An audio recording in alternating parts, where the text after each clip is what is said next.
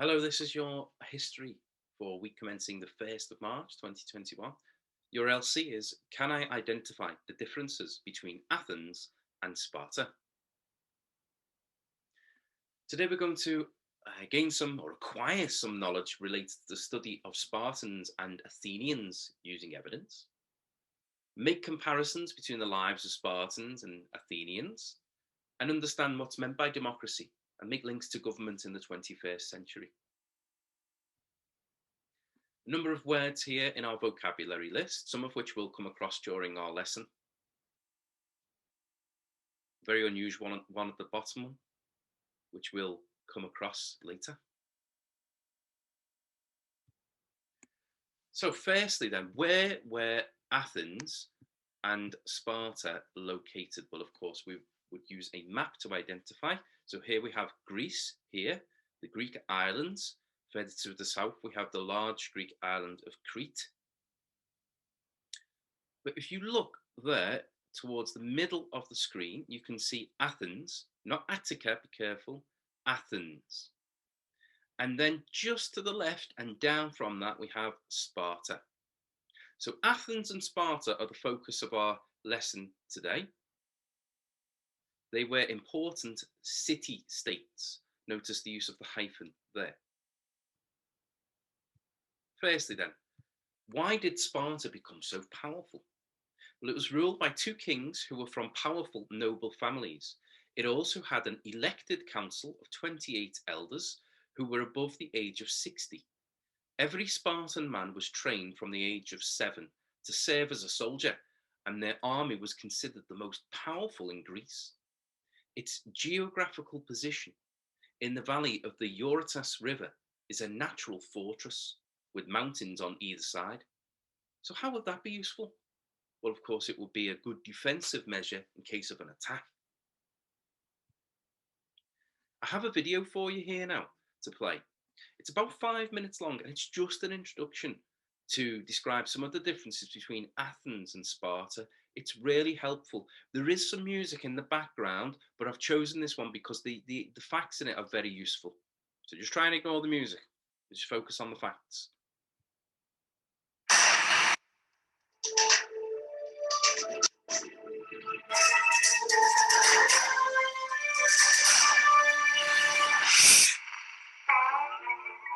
Here it is, Athens and Sparta in 5 minutes or less. Not only did city-states have different governments, but they also had different cultures. Two city-states, Athens and Sparta, lived very different lives. They were only 150 miles apart, yet they couldn't be more different. Why, you ask? Geography could be one of the reasons. Athens is in central Greece, only 4 miles from the Aegean Sea. They could just hop on a boat, travel to the outside world, and learn new things. Sparta was more isolated on a plain between the mountains and the sea. They were suspicious of outsiders and their ideas. They grew what they needed and took what they couldn't grow from their neighbors. In case you couldn't figure out, these two did not get along.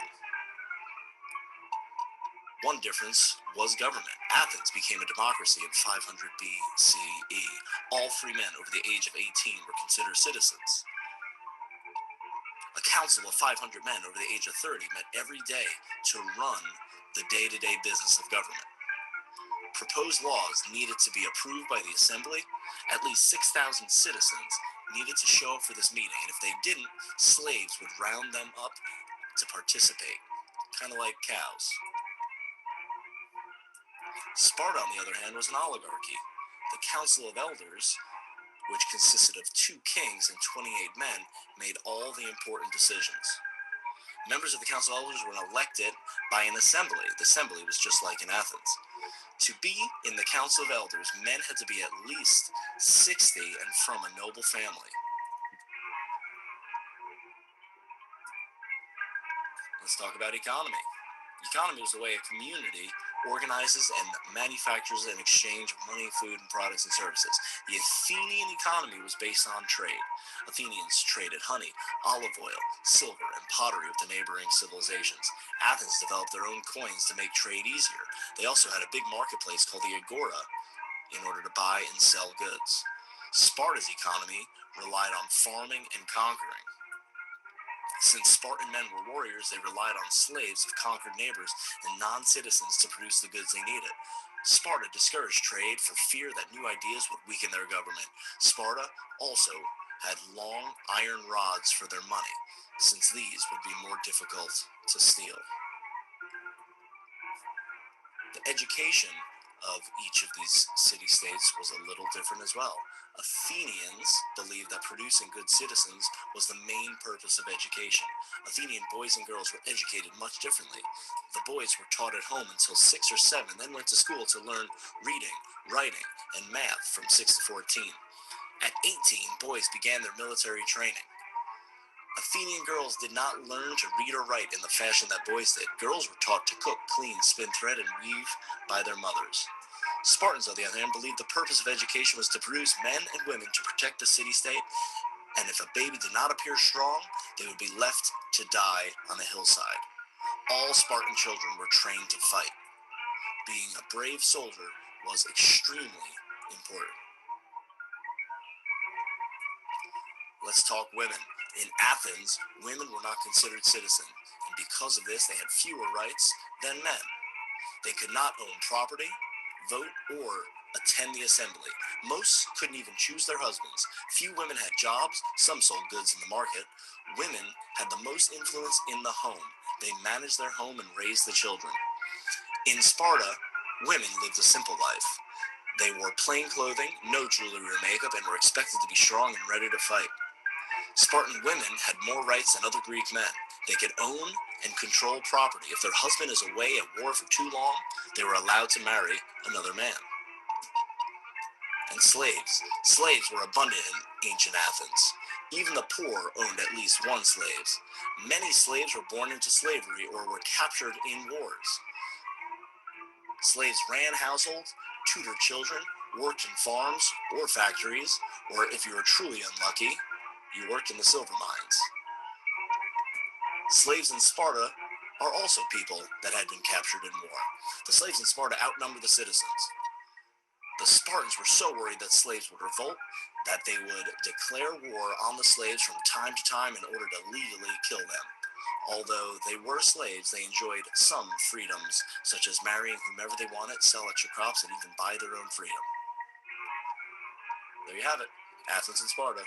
In 5 minutes or less, here are some references.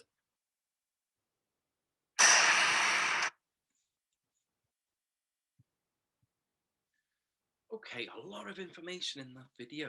Did anything surprise you in there? There's some shocking facts in there. Some also very interesting, and that's why I chose that video. Just a note on Greek soldiers. The name for the Greek soldier was a hoplite. Here is a historian called Plutarch writing in the year 100 AD. Men wore their helmets and their breastplates for their own needs, but they carry shields for the men of the entire line.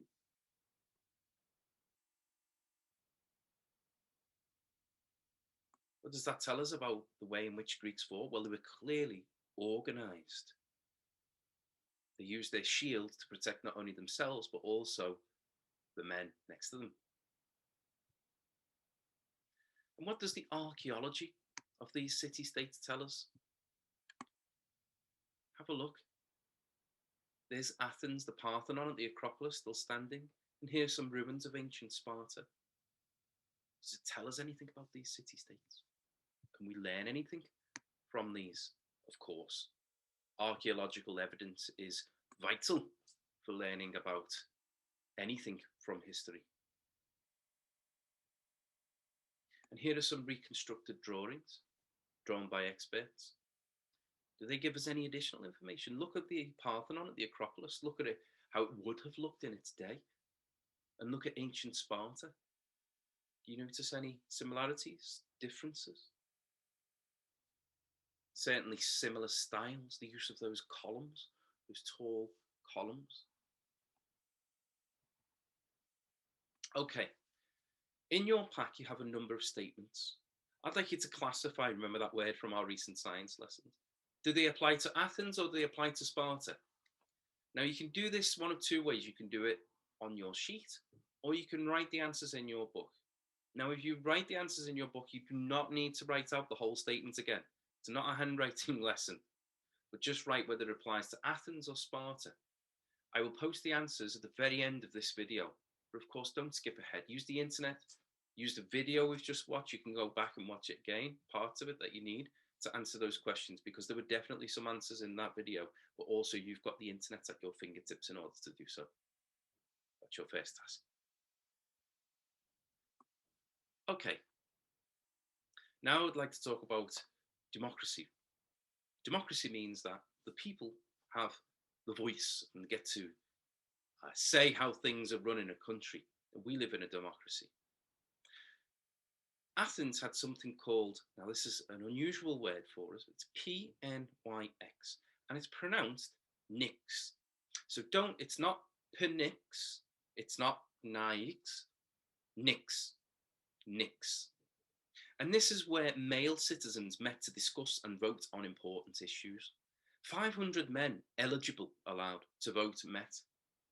And they were selected by drawing lots and served for a year. So it was like the names were all put into a pile and then they were chosen out, just to simplify it. Think about it in class, for example. We have those lolly sticks that we draw out with names on. It would be a bit like that to decide.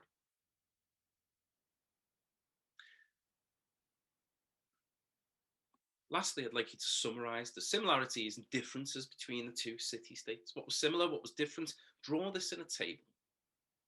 And write a conclusion that summarises them. Just a couple of sentences, nothing much. But what I really, really, really am looking for in this part of the task is you to describe which one you'd rather live in. But don't just say Sparta, Athens. Give me a reason why. Maybe you could focus on the differing viewpoints. One certainly had more rights for women, for example. You might focus on the way education was delivered in one of them. It's your choice. Use the video and what you've learned through this lesson to help you, but I'm looking for a good explanation of why. Until our next lesson, goodbye.